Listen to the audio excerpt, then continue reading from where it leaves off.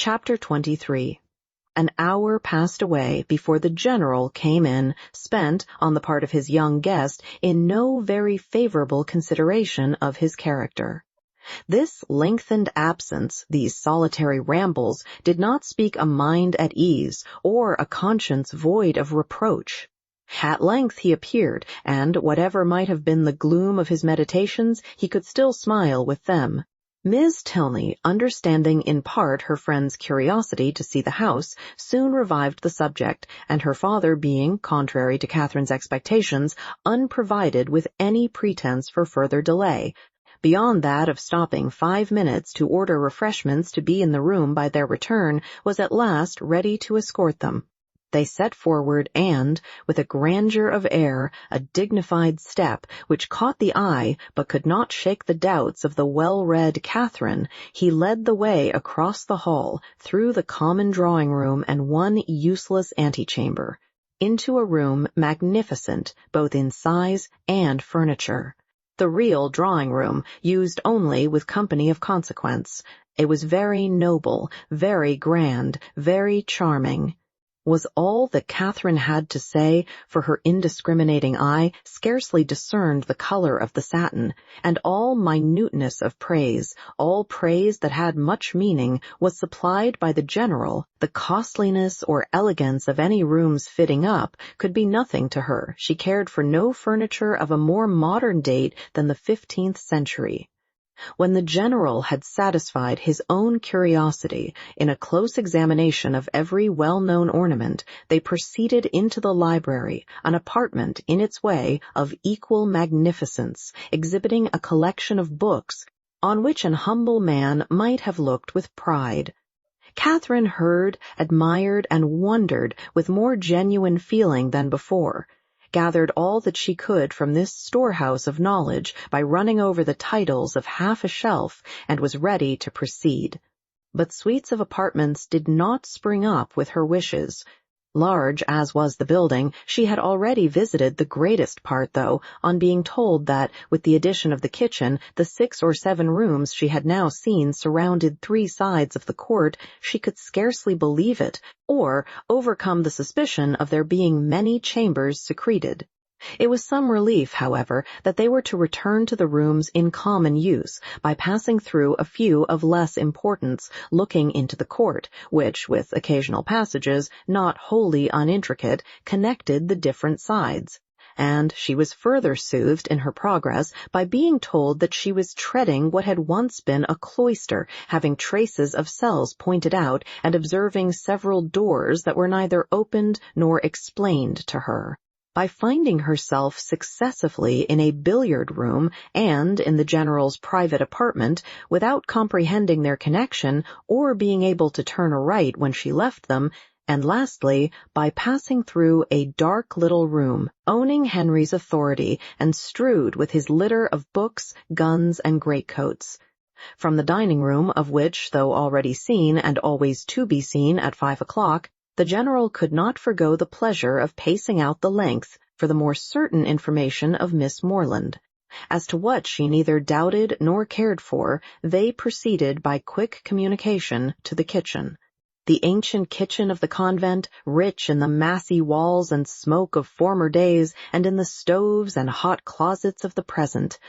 The general's improving hand had not loitered here. Every modern invention to facilitate the labor of the cooks had been adopted within this, their spacious theater, and, when the genius of others had failed, his own had often produced the perfection wanted. His endowments of this spot alone might at any time have placed him high among the benefactors of the convent. With the walls of the kitchen ended all the antiquity of the abbey, the 4th side of the quadrangle having, on account of its decaying state, been removed by the general's father, and the present erected in its place. All that was venerable ceased here. The new building was not only new, but declared itself to be so, intended only for offices, and enclosed behind by stable yards. No uniformity of architecture had been thought necessary. Catherine could have raved at the hand which had swept away what must have been beyond the value of all the rest for the purposes of mere domestic economy, and would willingly have been spared the mortification of a walk through scenes so fallen had the general allowed it. But if he had a vanity, it was in the arrangement of his offices, and as he was convinced that, to a mind like Miss Morland's, a view of the accommodations and comforts by which the labors of her inferiors were softened must always be gratifying, he should make no apology for leading her on. They took a slight survey of all, and Catherine was impressed, beyond her expectation, by their multiplicity and their convenience. The purposes for which a few shapeless pantries and a comfortless scullery were deemed sufficient at Fullerton were here carried on in appropriate divisions, commodious and roomy. The number of servants continually appearing did not strike her less than the number of their offices. Wherever they went, some patent girl stopped to curtsy, or some footman in dishabille sneaked off. Yet this was an abbey. How inexpressibly different in these domestic arrangements from such as she had read about, from abbeys and castles, in which, though certainly larger than Northanger, all the dirty work of the house was to be done by 2 pair of female hands at the utmost. How they could get through it all had often amazed Mrs. Allen, and, when Catherine saw what was necessary here, she began to be amazed herself. They returned to the hall, that the chief staircase might be ascended, and the beauty of its wood and ornaments of rich carving might be pointed out, having gained the top. They turned in an opposite direction from the gallery in which her room lay, and shortly entered one on the same plan, but superior in length and breadth. She was here shown successively into 3 large bedchambers, with their dressing rooms, most completely and handsomely fitted up. Everything that money and taste could do to give comfort and elegance to apartments had been bestowed on these. And, being furnished within the last 5 years, they were perfect in all that would be generally pleasing, and wanting in all that could give pleasure to Catherine. As they were surveying the last, the general, after slightly naming a few of the distinguished characters by whom they had at times been honored, turned with a smiling countenance to Catherine, and ventured to hope that henceforward some of their earliest tenants might be our friends from Fullerton. She felt the unexpected compliment, and deeply regretted the impossibility of thinking well of a man so kindly disposed towards herself, and so full of civility to all her family. The gallery was terminated by folding doors, which Miss Tilney, advancing, had thrown open and passed through, and seemed on the point of doing the same by the first door to the left, in another long reach of gallery, when the general, coming forwards, called her hastily, and, as Catherine thought, rather angrily back, demanding whither she were going. And what was there more to be seen? Had not Miss Morland already seen all that could be worth her notice, and did she not suppose her friend might be glad of some refreshment after so much exercise? Miss Tilney drew back directly, and the heavy doors were closed upon the mortified Catherine, who, having seen, in a momentary glance beyond them, a narrower passage, more numerous openings, and symptoms of a winding staircase, believed herself at last within the reach of something worth her notice, and felt, as she unwillingly paced back the gallery, that she would rather be allowed to examine that end of the house than see all the finery of all the rest. The general's evident desire of preventing such an examination was an additional stimulant. Something was certainly to be concealed. Her fancy, though it had trespassed lately once or twice, could not mislead her here, and what that something was, a short sentence of Miss Tilney's, as they followed the general at some distance downstairs, seemed to point out. I was going to take you into what was my mother's room, the room in which she died. Were all her words, but few as they were, they conveyed pages of intelligence to Catherine. It was no wonder that the general should shrink from the sight of such objects as that room must contain, a room in all probability never entered by him since the dreadful scene had passed, which released his suffering wife, and left him to the stings of conscience. she ventured, when next alone with Eleanor, to express her wish of being permitted to see it, as well as all the rest of that side of the house, and Eleanor promised to attend her there whenever they should have a convenient hour. Catherine understood her. The general must be watched from home before that room could be entered. "It remains as it was, I suppose?" said she in a tone of feeling.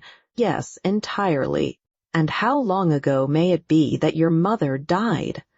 "She has been dead these 9 years." And 9 years, Catherine knew, was a trifle of time compared with what generally elapsed after the death of an injured wife before her room was put to rights. "You were with her, I suppose, to the last?" "No," said Miss Tilney, sighing. "I was unfortunately from home. Her illness was sudden and short, and before I arrived it was all over." Catherine's blood ran cold with the horrid suggestions which naturally sprang from these words. Could it be possible? Could Henry's father? And yet how many were the examples to justify even the blackest suspicions? And when she saw him in the evening, while she worked with her friend, slowly pacing the drawing-room for an hour together in silent thoughtfulness, with downcast eyes and contracted brow, she felt secure from all possibility of wronging him.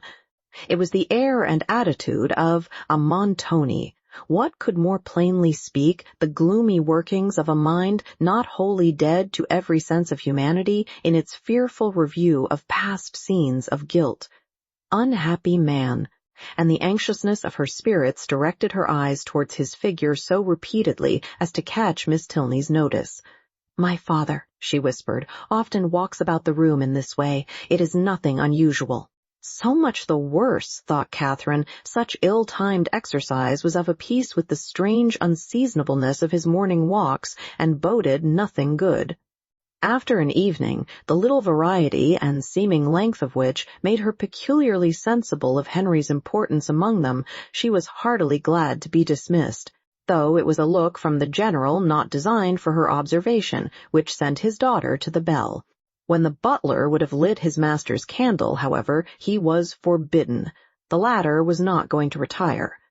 "I have many pamphlets to finish," said he to Catherine, "before I can close my eyes, and perhaps may be poring over the affairs of the nation for hours after you are asleep.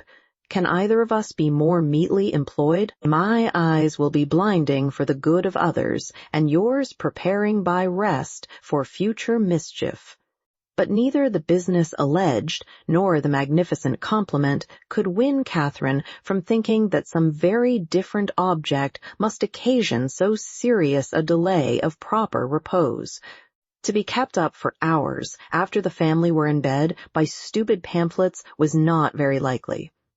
There must be some deeper cause. Something was to be done which could be done only while the household slept, and the probability that Mrs. Tilney yet lived, shut up for causes unknown, and receiving from the pitiless hands of her husband a nightly supply of coarse food, was the conclusion which necessarily followed. Shocking as was the idea, it was at least better than a death unfairly hastened, as, in the natural course of things, she must ere long be released.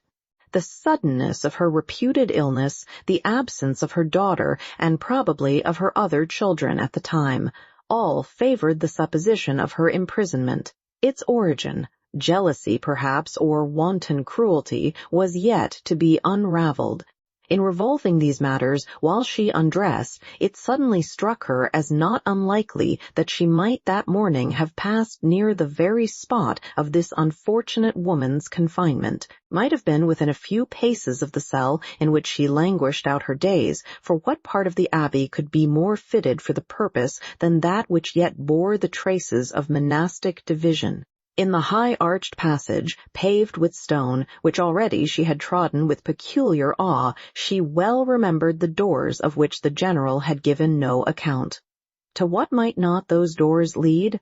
In support of the plausibility of this conjecture, it further occurred to her that the forbidden gallery, in which lay the apartments of the unfortunate Mrs. Tilney, must be, as certainly as her memory could guide her, Exactly over this suspected range of cells, and the staircase by the side of those apartments of which she had caught a transient glimpse, communicating by some secret means with those cells, might well have favored the barbarous proceedings of her husband.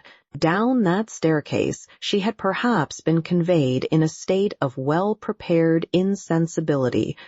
Catherine sometimes started at the boldness of her own surmises, and sometimes hoped or feared that she had gone too far, but they were supported by such appearances as made their dismissal impossible. The side of the quadrangle, in which she supposed the guilty scene to be acting, being, according to her belief, just opposite her own, it struck her that, if judiciously watched, some rays of light from the general's lamp might glimmer through the lower windows as he passed to the prison of his wife, and, twice before she stepped into bed, she stole gently from her room to the corresponding window in the gallery, to see if it appeared, but all abroad was dark, and it must yet be too early. The various ascending noises convinced her that the servants must still be up. Till midnight she supposed it would be in vain to watch, but then, when the clock had struck 12 and all was quiet, she would, if not quite appalled by darkness, steal out and look once more. The clock struck 12, and Catherine had been half an hour asleep. Chapter 24. The next day afforded no opportunity for the proposed examination of the mysterious apartments.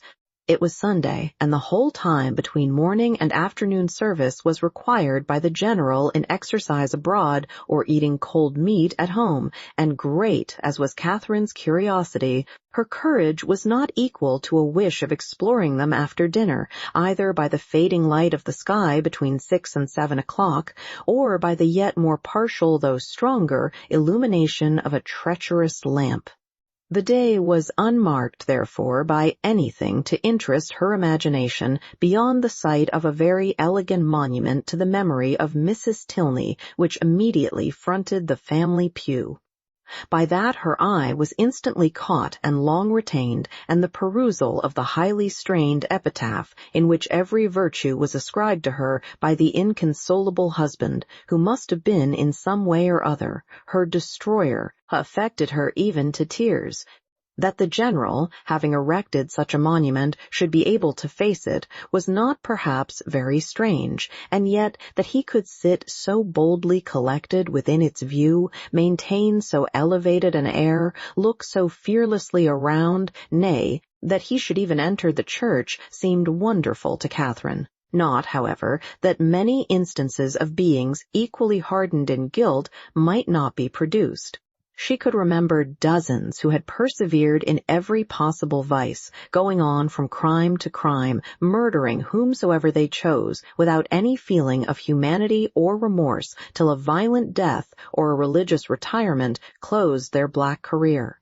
The erection of the monument itself could not in the smallest degree affect her doubts of Mrs. Tilney's actual decease. Were she even to descend into the family vault where her ashes were supposed to slumber? Were she to behold the coffin in which they were said to be enclosed? What could it avail in such a case? Catherine had read too much not to be perfectly aware of the ease with which a waxen figure might be introduced and a supposititious funeral carried on. The succeeding morning promised something better. The general's early walk, ill-timed as it was in every other view, was favorable here, and when she knew him to be out of the house, she directly proposed to Miss Tilney the accomplishment of her promise. Eleanor was ready to oblige her, and Catherine reminding her as they went of another promise, their first visit in consequence was to the portrait in her bedchamber. It represented a very lovely woman, with a mild and pensive countenance, justifying, so far, the expectations of its new observer. But they were not in every respect answered, for Catherine had depended upon meeting with features, hair, complexion, that should be the very counterpart, the very image, if not of Henry's, of Eleanor's, the only portraits of which she had been in the habit of thinking, bearing always an equal resemblance of mother and child. A face once taken was taken for generations, but here she was obliged to look and consider and study for a likeness. She contemplated it, however, in spite of this drawback, with much emotion, and, but for a yet stronger interest, would have left it unwillingly. Her agitation as they entered the great gallery was too much for any endeavor at discourse. She could only look at her companion.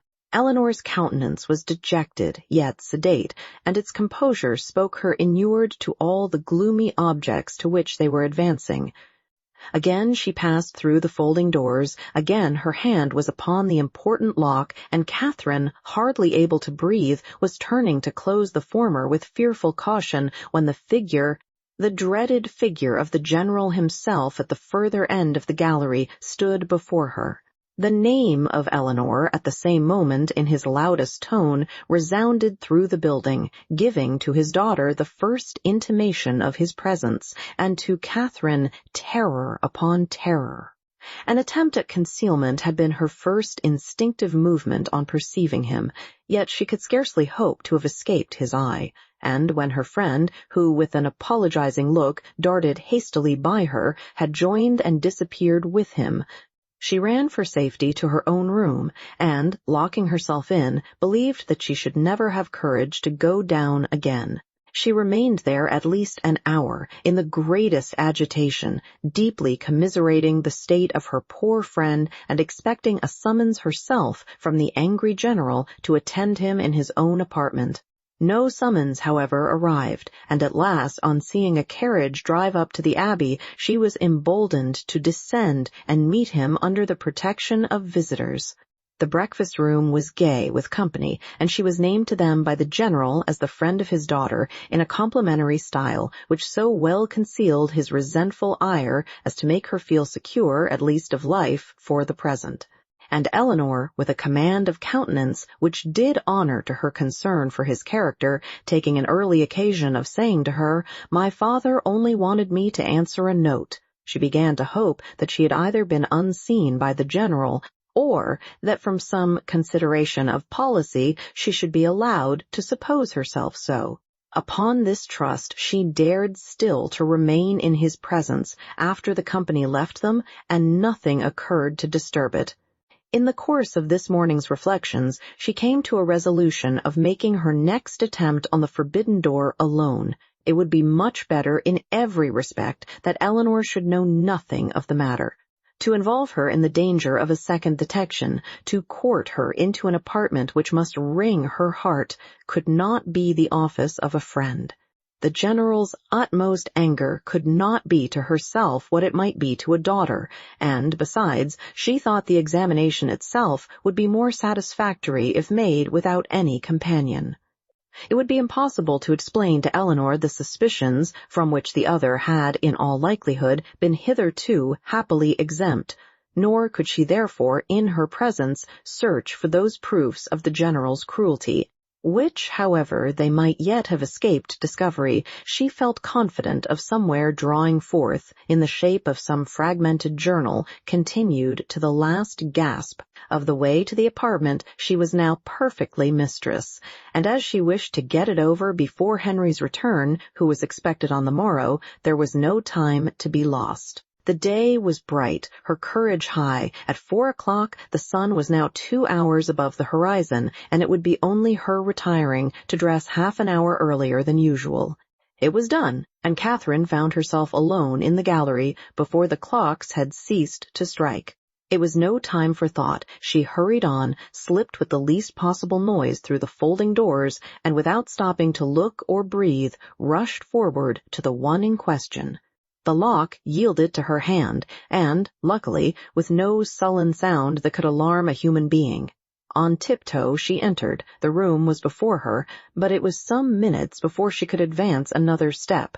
She beheld what fixed her to the spot and agitated every feature. She saw a large, well-proportioned apartment, an handsome dimity bed, arranged as unoccupied with an housemaid's care, a bright bath-stove, mahogany wardrobes, and neatly painted chairs, on which the warm beams of a western sun gaily poured through 2 sash windows.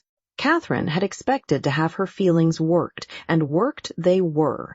Astonishment and doubt first seized them, and a shortly succeeding ray of common sense added some bitter emotions of shame. She could not be mistaken as to the room, but how grossly mistaken in everything else. In Miss Tilney's meaning, in her own calculation. This apartment, to which she had given a date so ancient, a position so awful, proved to be one end of what the General's father had built. There were 2 other doors in the chamber, leading probably into dressing closets, but she had no inclination to open either. Would the veil in which Mrs. Tilney had last walked, or the volume in which she had last read, remain to tell what nothing else was allowed to whisper? No, whatever might have been the General's crimes, he had certainly too much wit to let them sue for detection. She was sick of exploring, and desired but to be safe in her own room, with her own heart only privy to its folly, and she was on the point of retreating as softly as she had entered, when the sound of footsteps, she could hardly tell where, made her pause and tremble. To be found there, even by a servant, would be unpleasant, but by the General, and he seemed always at hand when least wanted, much worse. She listened. The sound had ceased, and resolving not to lose a moment, she passed through and closed the door. At that instant a door underneath was hastily opened. Someone seemed with swift steps to ascend the stairs, by the head of which she had yet to pass before she could gain the gallery. She had no power to move.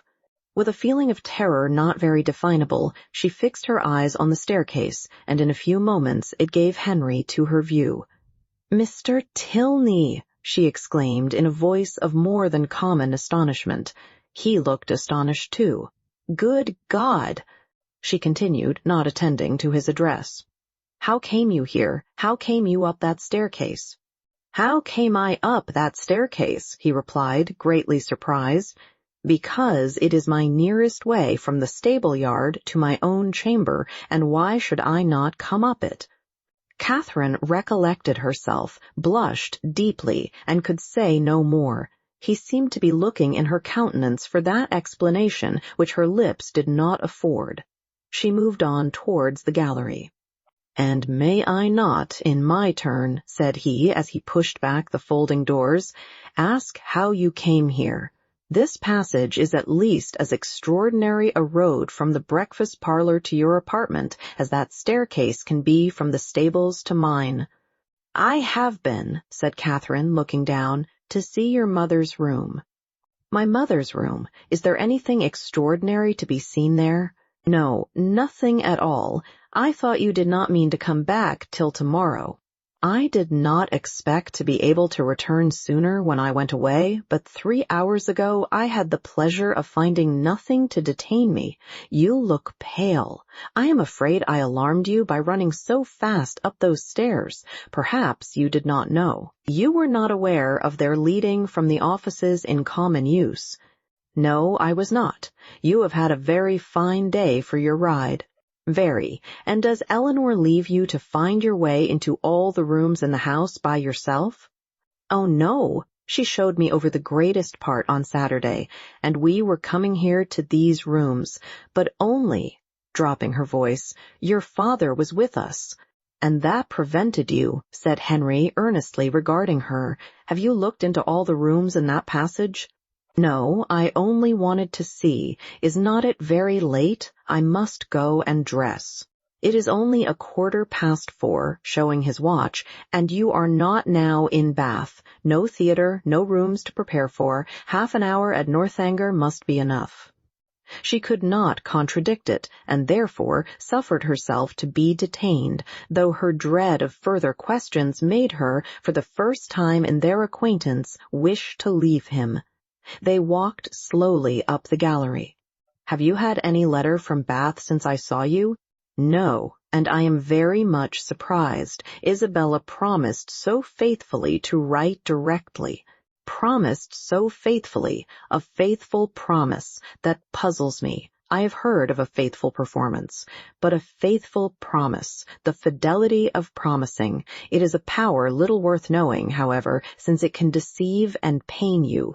My mother's room is very commodious, is it not? Large and cheerful looking, and the dressing closets so well disposed.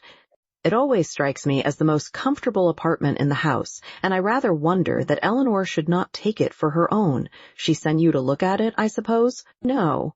It has been your own doing entirely? Catherine said nothing.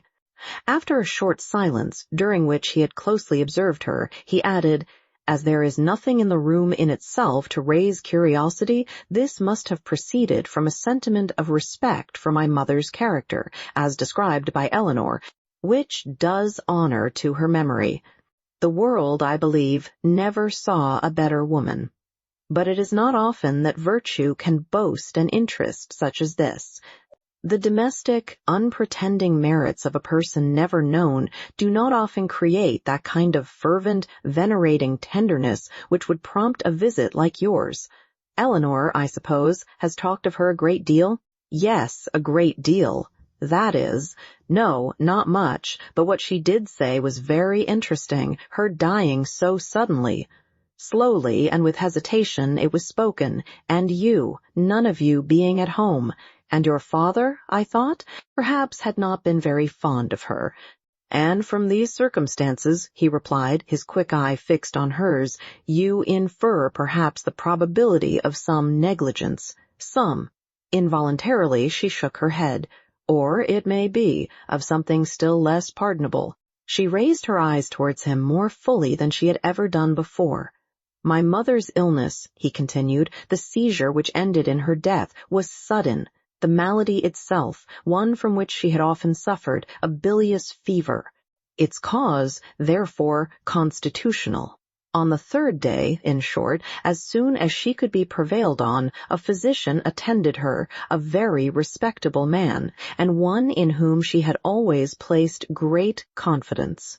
Upon his opinion of her danger, 2 others were called in the next day, and remained in almost constant attendance for 24 hours. On the 5th day she died.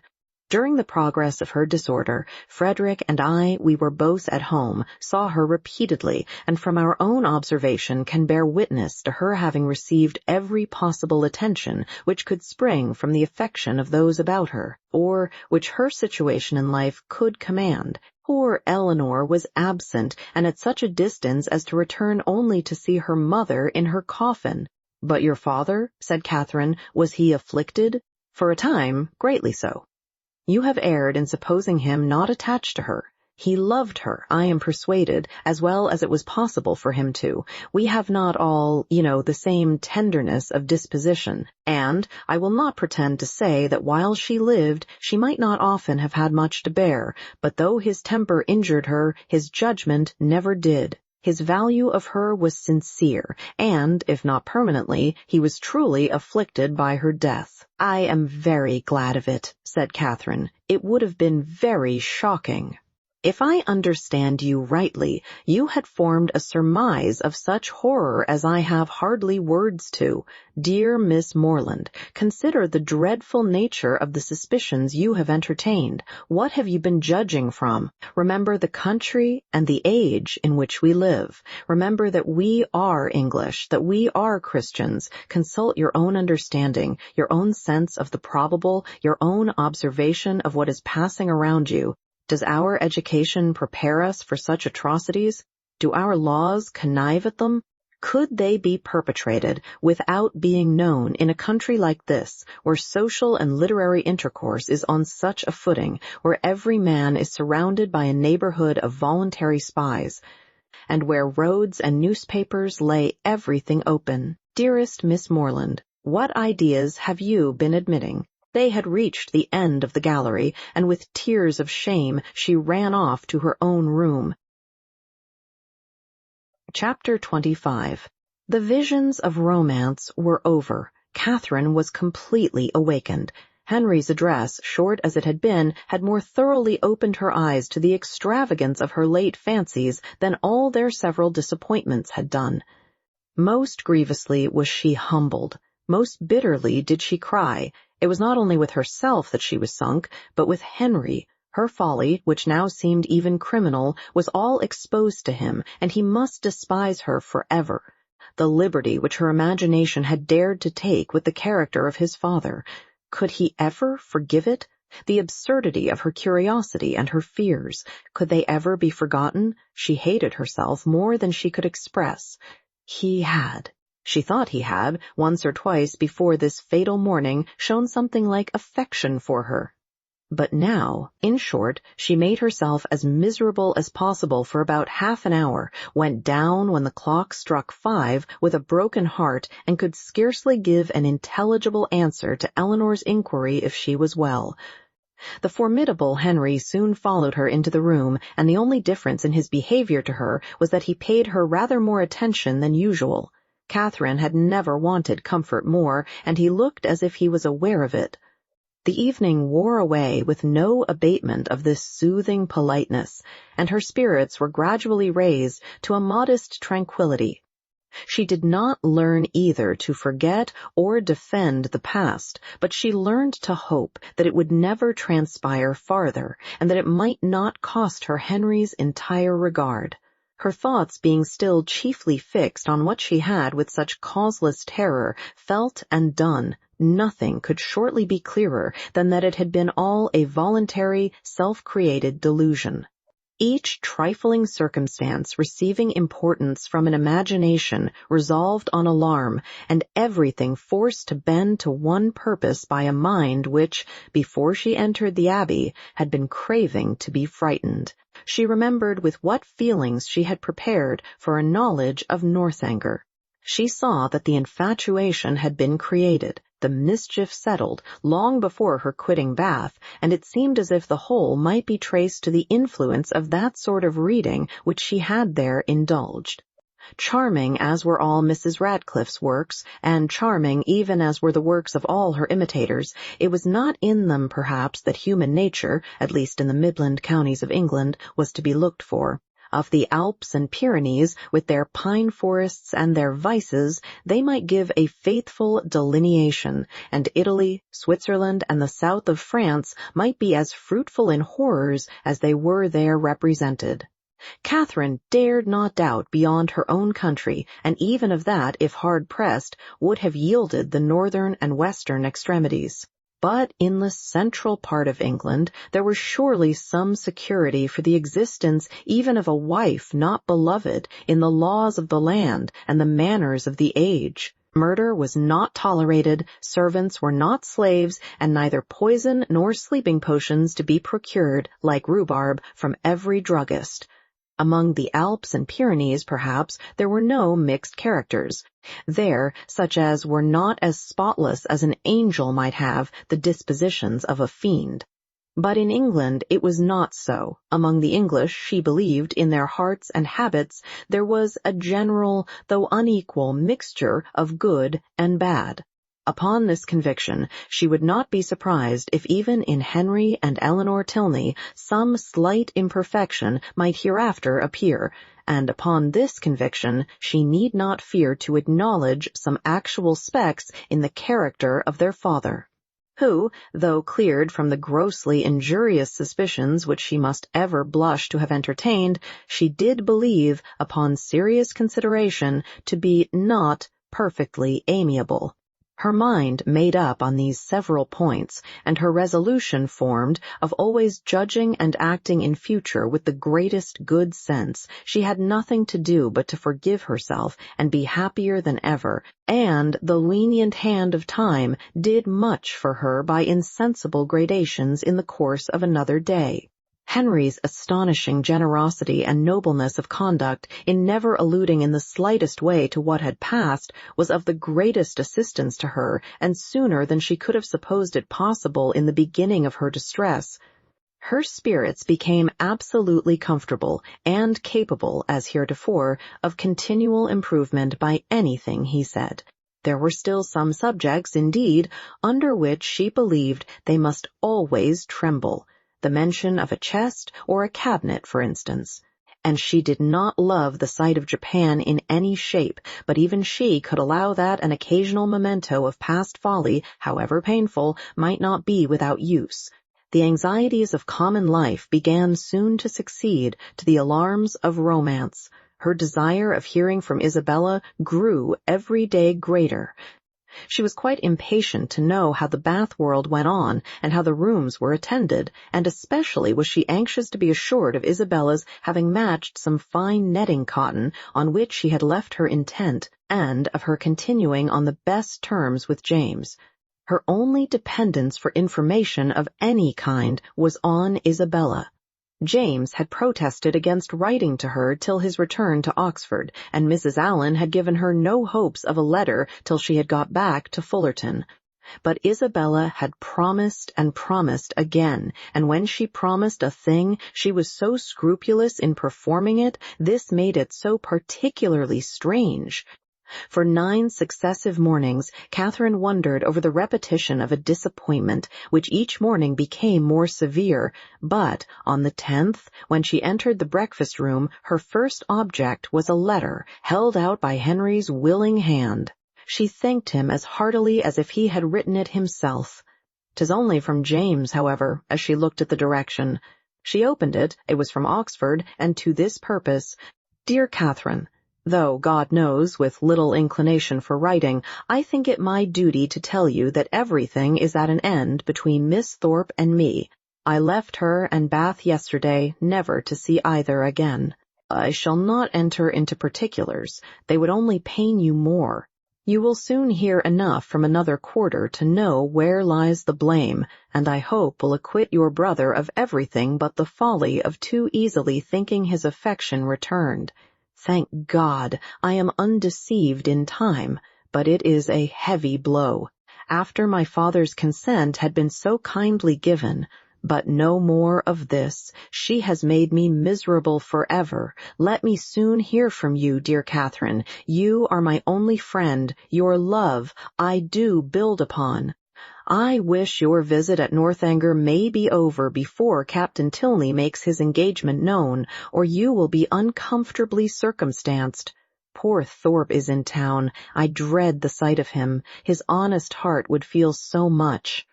I have written to him and my father. Her duplicity hurts me more than all, till the very last. If I reasoned with her, she declared herself as much attached to me as ever, and laughed at my fears. I am ashamed to think how long I bore with it, but if ever man had reason to believe himself loved, I was that man. I cannot understand even now what she would be at, for there could be no need of my being played off to make her secure of Tilney. We parted at last by mutual consent. Happy for me had we never met. I can never expect to know such another woman. Dearest Catherine, beware how you give your heart. Believe me, C. Catherine had not read 3 lines before her sudden change of countenance, and short exclamations of sorrowing wonder declared her to be receiving unpleasant news, and Henry, earnestly watching her through the whole letter, saw plainly that it ended no better than it began. He was prevented, however, from even looking his surprise by his father's entrance. They went to breakfast directly, but Catherine could hardly eat anything. Tears filled her eyes and even ran down her cheeks as she sat. The letter was one moment in her hand, then in her lap, and then in her pocket, and she looked as if she knew not what she did. The General, between his cocoa and his newspaper, had luckily no leisure for noticing her, but to the other 2 her distress was equally visible. As soon as she dared leave the table, she hurried away to her own room. But the housemaids were busy in it, and she was obliged to come down again.